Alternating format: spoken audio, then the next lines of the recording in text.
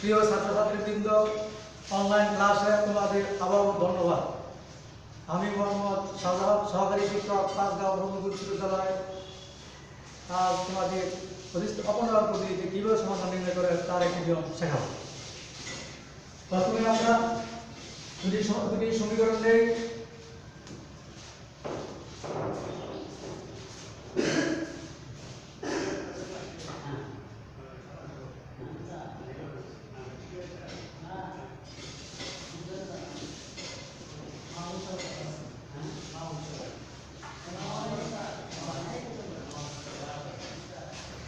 সমাধান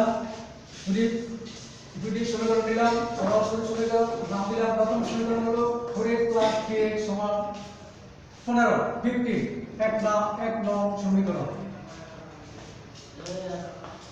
5x + 4y 4y সমান 19 সমান 2 নং সমীকরণ। এখন আমরা এই অপনয়ন পদ্ধতিতে করতে গেলে কয়েকটি ধাপ আমরা অনুসরণ করব। ধাপ 1 হলো দুই চলক বিশিষ্ট দুটি সমীকরণের দেখব আমরা দুটি চলক আছে। একটি চলককে আমরা এমন দুটি সংখ্যা বা রাশি দ্বারা গুণ করব যাতে একটি চলকের মান 1 নং এবং 2 নং সমীকরণকে এমন দুটি সংখ্যা বা রাশি দ্বারা গুণ করব যাতে একটি চলকের মান সমান হয়। ধাপ 2, একটি চলক দুটি রাশি একটি চলকের মান সমান হলে এবং একই চিহ্ন বিশিষ্ট হলে আমরা রাশিটি পরস্পর বিয়োগ করব, অন্যথায় যোগ করব। ধাপ 3, দুটি সমীকরণের সহজ সমীকরণের মাধ্যমে একই চলকের মান বের করব। তারপর প্রাপ্ত চলকটির মান অপর যে কোনো দুটি সমীকরণের মান বসিয়ে অপর চলকের মান বের করব। আমরা এই ধাপগুলো অনুসরণ করব। প্রথমে আমরা শুরু করে 1 নং সমীকরণকে আমরা 4 এবং 2 নং সমীকরণকে আমরা 3 দ্বারা গুণ করে পাই। 4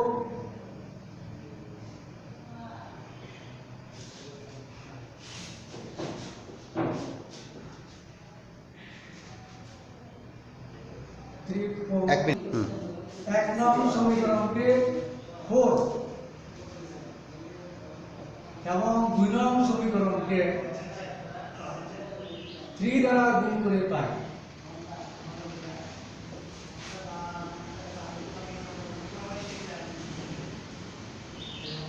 গুণ করে পাই 16x 12y প্লাস 60, 15x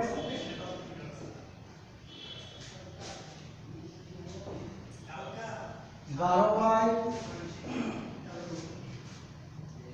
3 9 27 আর 2 5 57।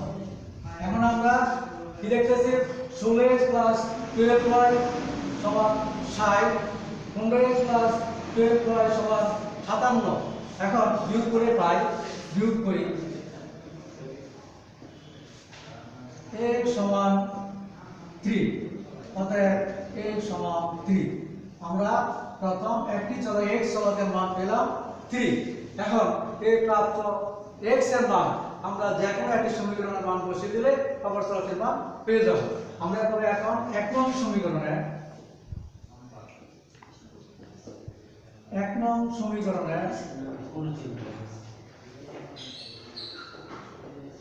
x সমান 3 বসিয়ে পাই।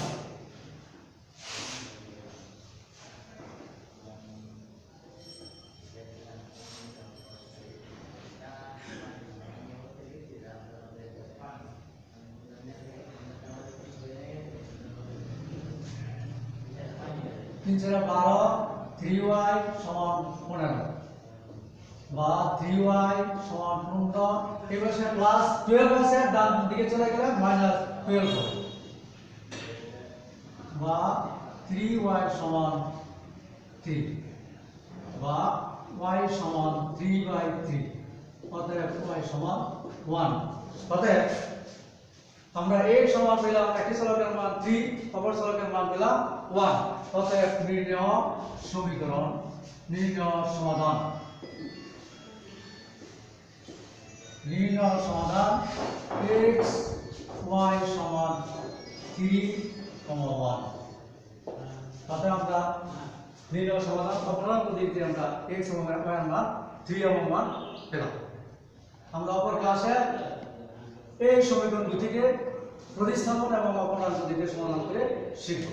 ঠিক আছে? সবাইকে ধন্যবাদ। সবাইকে ধন্যবাদ, আবার দেখা হবে।